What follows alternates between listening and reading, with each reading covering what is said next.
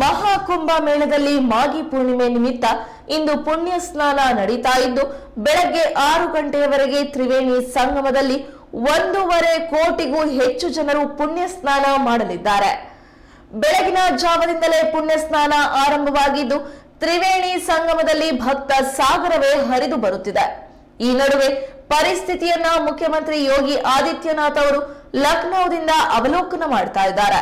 ಮುಖ್ಯಮಂತ್ರಿ ಯೋಗಿ ಆದಿತ್ಯನಾಥ್ ಅವರು ಲಖನೌದಲ್ಲಿರುವ ತಮ್ಮ ಅಧಿಕೃತ ನಿವಾಸದಲ್ಲಿರುವ ವಾರ್ ರೂಮ್ ನಲ್ಲಿ ಬೆಳಗ್ಗೆ 4 ಗಂಟೆಯಿಂದ ಮಾಗಿ ಪೂರ್ಣಿಮಾ ಸ್ನಾನವನ್ನ ವೀಕ್ಷಣೆ ಮಾಡ್ತಿದ್ದಾರೆ. ಪೊಲೀಸ್ ಮಹಾನಿರ್ದೇಶಕ ಪ್ರಶಾಂತ್ ಕುಮಾರ್, ಪ್ರಧಾನ ಕಾರ್ಯದರ್ಶಿ ಸಂಜಯ್ ಪ್ರಸಾದ್ ಮತ್ತು ಮುಖ್ಯಮಂತ್ರಿ ಸಚಿವಾಲಯದ ಅಧಿಕಾರಿಗಳು ಕೂಡ ವಾರ್ ರೂಮ್ ನಲ್ಲಿ ಮುಖ್ಯಮಂತ್ರಿಗಳಿಗೆ ಸಾಥ್ ನೀಡಿದ್ದಾರೆ. ಭಕ್ತರ ಸಂಚಾರ ಸುಗಮವಾಗಿ ನಡೀತಾ ಇದೆ. ಯಾವುದೇ ರೀತಿಯ ಅಹಿತಕರ ಘಟನೆಗಳು ನಡೆಯದಂತೆ ಮೇಲ್ವಿಚಾರಣೆ ಮಾಡಲಾಗಿದೆ.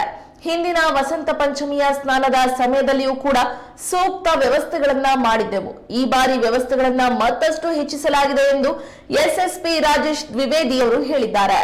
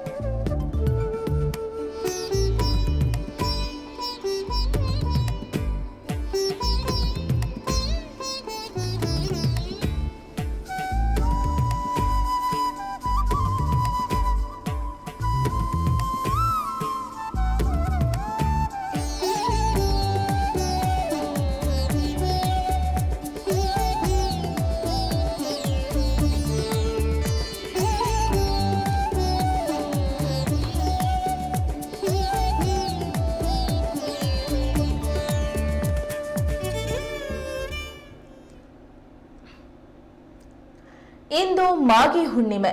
ಮಹಾಕುಂಭ ಮೇಳದಲ್ಲಿ ಮಾಗಿ ಹುಣ್ಣಿಮೆಯ ಪ್ರಯುಕ್ತ ಪುಣ್ಯ ಸ್ನಾನ ನಡೀತಾ ಇದೆ. ಬೆಳಗ್ಗೆ 6 ಗಂಟೆಯವರೆಗೆ ತ್ರಿವೇಣಿ ಸಂಗಮದಲ್ಲಿ 1.5 ಕೋಟಿಗೂ ಹೆಚ್ಚು ಜನರು ಪುಣ್ಯ ಸ್ನಾನ ಮಾಡಿದ್ದಾರೆ ಅಂತ ಹೇಳಿ ದಾಖಲಾಗಿದೆ. ಬೆಳಗಿನ ಜಾವದಿಂದಲೇ ಪುಣ್ಯ ಸ್ನಾನ ಆರಂಭವಾಗಿದ್ದು ತ್ರಿವೇಣಿ ಸಂಗಮದಲ್ಲಿ ಭಕ್ತ ಸಾಗರವೇ ಹರಿದು ಬರ್ತಾ ಇದೆ. ಇದೀಗ ನೀವು ದೃಶ್ಯದಲ್ಲಿ ನೋಡ್ತಾ ಇದ್ದೀರಾ, ಇದು ಮಹಾಕುಂಭ ಮೇಳದ ದೃಶ್ಯಗಳು. ಈ ನಡುವೆ ಪರಿಸ್ಥಿತಿಯನ್ನ ಮುಖ್ಯಮಂತ್ರಿ ಯೋಗಿ ಆದಿತ್ಯನಾಥ್ ಅವರು ಲಖನೌದಿಂದ ಅವಲೋಕನ ಮಾಡ್ತಾ ಇದ್ದಾರೆ. ಮುಖ್ಯಮಂತ್ರಿ ಯೋಗಿ ಆದಿತ್ಯನಾಥ್ ಅವರು ಲಖನೌದಲ್ಲಿರುವ ತಮ್ಮ ಅಧಿಕೃತ ನಿವಾಸದಲ್ಲಿರುವ ವಾರ್ ರೂಮ್ ನಲ್ಲಿ ಬೆಳಗ್ಗೆ 4 ಗಂಟೆಯಿಂದ ಮಾಗಿ ಪೂರ್ಣಿಮಾ ಸ್ನಾನವನ್ನ ವೀಕ್ಷಣೆ ಮಾಡ್ತಾ ಇದ್ದಾರೆ. ಭಕ್ತರ ಸಂಚಾರ ಸುಗಮವಾಗಿ ನಡೀತಾ ಇದೆ.